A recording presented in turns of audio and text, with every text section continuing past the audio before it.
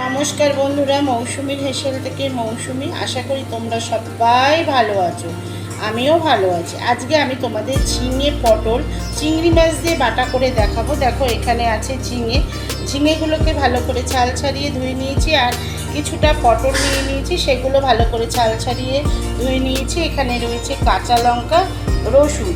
আর আমি যে ঝিঙে পটল বাটা করবো সেটা কিন্তু চিংড়ি মাছ দিয়ে। দেখো আমি চিংড়ি মাছ ভালো করে কেটে ধুয়ে নুন হলুদ পাতিলেবু মাখিয়ে রেখেছি।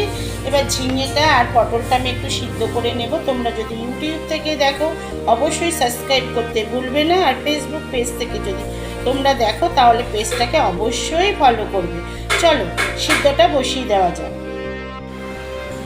দেখো ঝিঙে আর পটলটা সিদ্ধ করে রসুন দিয়ে পেস্ট করে নিয়েছি। দেখেছো কালারটা কিন্তু দেখো তেলটা গরম হয়ে গেছে। এবার আমি ফোড়নে দিয়ে দিচ্ছি কালো জিরে আর একটা শুকনো লঙ্কা ফোড়নে দিয়ে দিলাম। এবার নুন হলুদ আর পাতিলেবু যে মাখিয়ে রেখেছিলাম চিংড়ি মাছ, দেখো চিংড়ি মাছগুলো কিন্তু ভাজা ভাজা হয়ে গেছে। এবার ঝিঙে আর পটলটা যে আমি পেস্ট করে রেখেছি সেগুলো দিয়ে দিলাম। ভালো করে চিংড়ি মাছের সঙ্গে আমি মিশিয়ে নিচ্ছি। দেখো অনেকটাই কিন্তু ঝোলটা টেনে এসছে। এবার আমি কী কী মশলা দিচ্ছি দেখো, হলুদের গুঁড়ো, নুন আর চিনি। আমি নুন দিয়ে কিন্তু ঝিঙেটা সিদ্ধ করেছিলাম, আবার নুন দিয়েই কিন্তু চিংড়ি মাছটাকে মেখে রেখেছি। তোমরা যদি ইউটিউব থেকে দেখো অবশ্যই সাবস্ক্রাইব করতে ভুলবে না, আর ফেসবুক থেকে যদি দেখো তাহলে অবশ্যই ফেসবুক পেজটাকে ফলো করবে।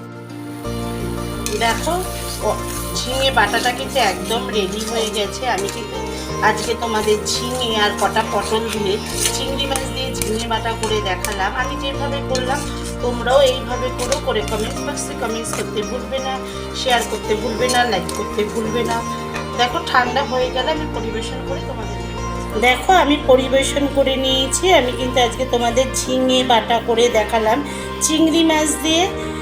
দেখেছো ঝিঙে বাটা যে চিংড়ি মাছ দিয়ে আমি করে দেখালাম, দেখো খুব সুন্দর এসছে। গরম গরম ভাতে খেতে কিন্তু অসাধারণ লাগবে। আমি যেভাবে করলাম ঝিঙে বাটা চিংড়ি মাছ দিয়ে তোমরা অবশ্যই এইভাবে করো।